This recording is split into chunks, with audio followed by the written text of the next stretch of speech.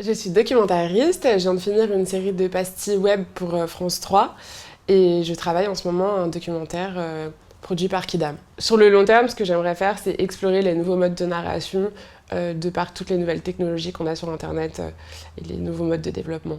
Ce que j'ai beaucoup apprécié dans la street school et dans sa façon d'appréhender le journalisme, c'est que il y a une forme de militantisme qui est possible de par les sujets qu'on va choisir, qui ne sont pas forcément les sujets les plus glamour ou les plus criards. Je suis militante féministe, j'ai toujours été engagée et pour moi c'est une autre façon de s'engager aussi que de pouvoir mettre la lumière sur des personnes ou des initiatives dont personne ne parle. Alors le projet qui m'a le plus marqué au sein de la street school, c'était un sujet qui était à la base un exercice de l'enquête. Où on s'est réunis à 4 schoolers et on avait décidé de s'intéresser aux composantes des tampons.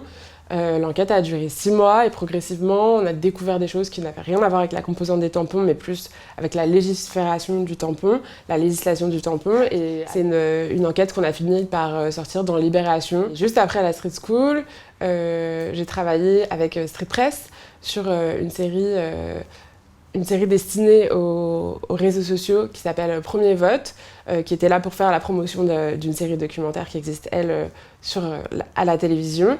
Et Premier Vote, l'idée c'était d'interviewer et d'interroger des jeunes qui votent pour la première fois un peu partout en France. Donc on avait 3 jeunes par région.